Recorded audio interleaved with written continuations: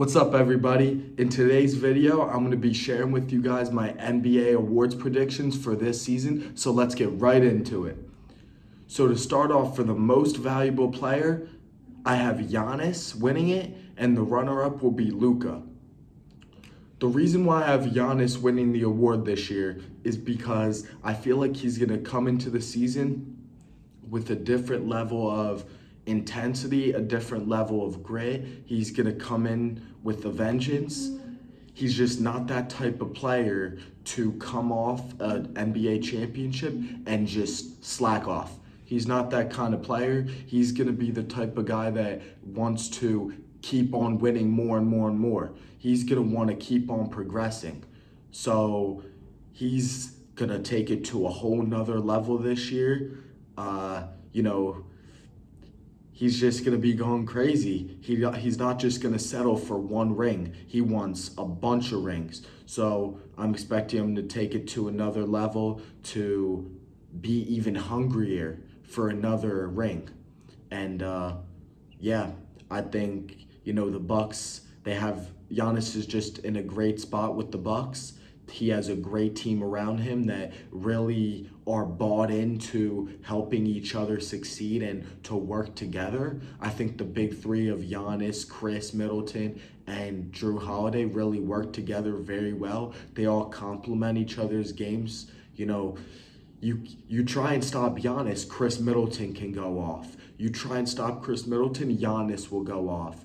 And, Drew Holiday's just a great presence on the defensive end, makes great plays on that side of the basketball, on that side of the court. But then he can also do some things on the offensive end too. So, he could do it all. And I just feel like, the Bucks really have just a great team going on right now, a great team that could really fit together, and they're just a perfect fit. So that's just my reason why I have Giannis winning MVP. And the reason why I have Luka as the runner-up this year is just because of how he's just been progressing every single year. He started off, his career winning Rookie of the Year, and he's just gotten better and better and better every single season. And I believe he's in his fourth season right now. I'm expecting him to take a huge leap this year and become an MVP candidate.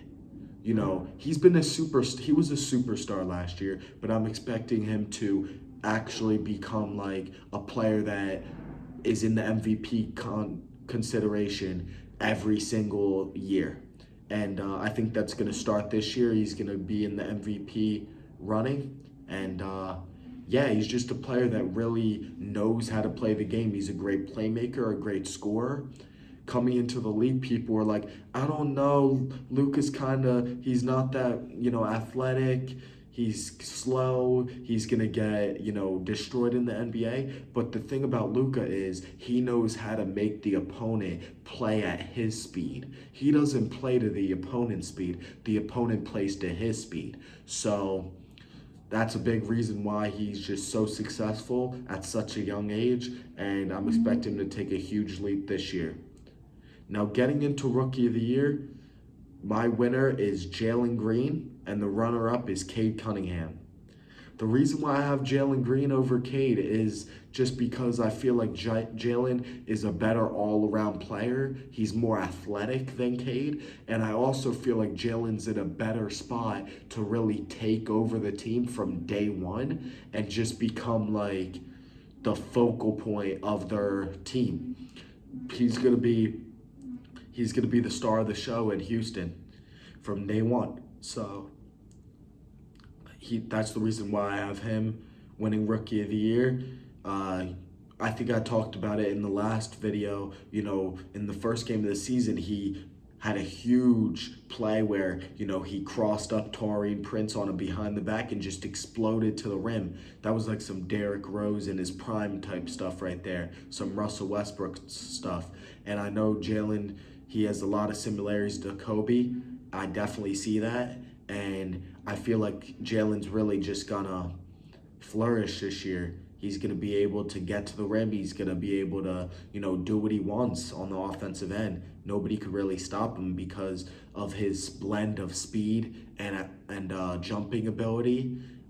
Just an amazing player, can score the ball with ridiculous efficiency. He's just amazing. Just an amazing player, great all around, and I think he's going to make a huge difference in Houston, and I'm expecting him to take over the league in the next up and coming years. So Cade Cunningham will also be in the running for the Rookie of the Year this year.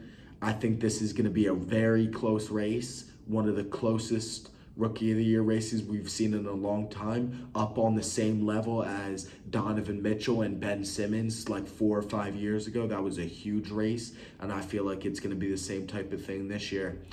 Cade, great playmaker, not that athletic. He's very similar to Luka. Because Cade's from Dallas. Cade's actually from Dallas, so he's taken some things from Luka's game and put it into his. You could definitely see flashes of Luka and Cade. And if Cade can have the same impact Luka had his Rookie of the Year, I think he will win Rookie of the Year this year, Cade. But I don't know. I just feel like Jalen Green's going to win it over him. But I definitely feel like Cade's going to be a superstar. I just don't think he's going to win Rookie of the Year. Cade's just a great all-around player, though. Great playmaker, makes everybody on his team better. And, he can score pretty efficiently. But, again, I just think Jalen Green, he has a better opportunity to really take over from day one, and he's just a greater all-around player, more athletic, and just a better scorer. And then on to Defensive Player of the Year. I got Anthony Davis winning it, and the runner-up will be Giannis. This will be another huge race this year, a huge award race. The reason why I have Anthony Davis over Giannis is because the Lakers, they're an old team. They're a very old team. I believe they're the oldest team in the NBA. And, their perimeter players, LeBron, Russ, I feel like teams are really going to try to attack the paint on them because they're a little bit older. So the younger teams like the Grizzlies with guys like Brandon Clark and John Morant, Jaren Jackson, they're going to try and really attack the rim on them, the younger teams, because they can use their speed and athleticism against them.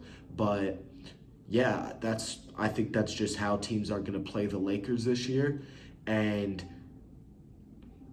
because of that, I feel like the Lakers are really going to push and challenge Anthony Davis to really be a huge, huge defensive presence and to have a, great impact in the paint, because they need him to. Because if Anthony Davis can't protect the paint, then when teams try and attack on him, try and get to the cup, it's going to be a lot easier for them to get buckets. But if Anthony Davis is really, a point of emphasis for him is to just swat shots out of there, I feel like, that's going to have a huge impact on the Lakers, and it's really just going to help them on the defensive end because, man, if teams can't attack the paint on them because Anthony Davis is in there, it's going to be a lot harder for them to, just score points. So I feel like it's going to be a huge point of emphasis for Anthony Davis to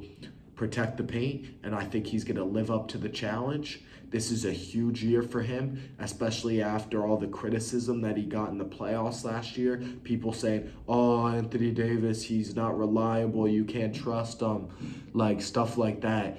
I'm a huge fan of Anthony Davis, and I feel like he's going to really live up to the challenge and come into the season with a vengeance and just take over the league on the defensive side of the ball.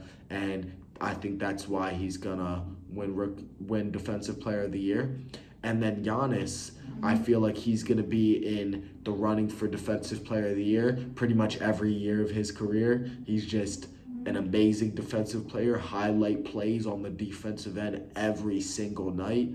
There was one play, opening night against the Nets, where he met Nicholas Claxton at the rim. Claxton was trying to dunk on him, and Giannis said, "No, sir," and just swatted it. That was a really impressive play. I feel like we're going to be seeing a lot of chase down blocks from him.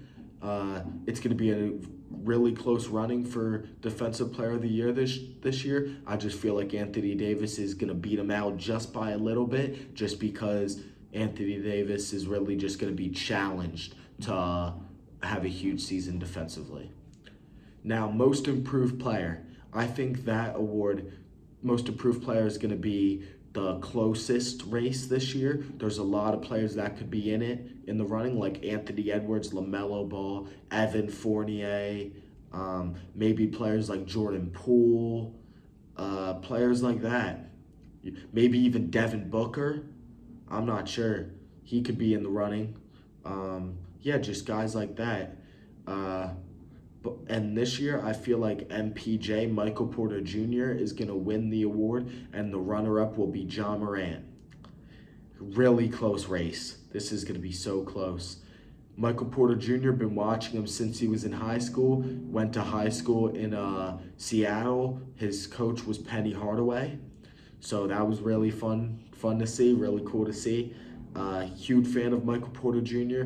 with Jamal Murray being sidelined. I feel like Michael Porter Jr. is really going to be challenged to have a huge season alongside Jokic, and I feel like that's going to be a huge dynamic duo, and Michael Porter Jr. is really just going to have the opportunity to flourish. You saw flashes of what he could do in the playoffs last year, and I think he's going to take a whole new, step. He's going to get even better this year, and I think he's going to win Most Improved Player. Just great scorer, can do it all, can play in the post, can shoot the three, can shoot the midi, can attack the paint, can play defense. He could do it all. So, I just think he's an amazing player, and I'm expecting him to really take a huge leap this season with Jamal Murray being out, and really looking forward to it. And then the reason why I have Ja Morant runner-up is just because of, he's just I just think he's ready to make that leap. He's ready to make that leap. He won Rookie of the Year. Had a pretty good season last year. He's been playing amazing his first couple years. I just feel like this season he's gonna really establish himself as a superstar in this league. I'm expecting him to make the All-Star team and just have a huge season. I think Michael Porter Jr. is going to make the All-Star team too. But Ja Morant, expecting a huge leap from him. You saw him his first game of the season, dropped 37 points. Just a huge game for him. And if he keeps on playing like that, definitely going to be, one of the superstars in this league. And I think that he could definitely win Most Improved Player this year. So that's how I feel this Most Improved Player race is going to go down this year. Now on to the Sixth Man of the Year award. We have Jordan Clarkson winning it, and the runner-up will be Tyler Hero. Jordan Clarkson, just an amazing player, really has the opportunity to come in off the bench and create for himself, play make for others, an amazing player.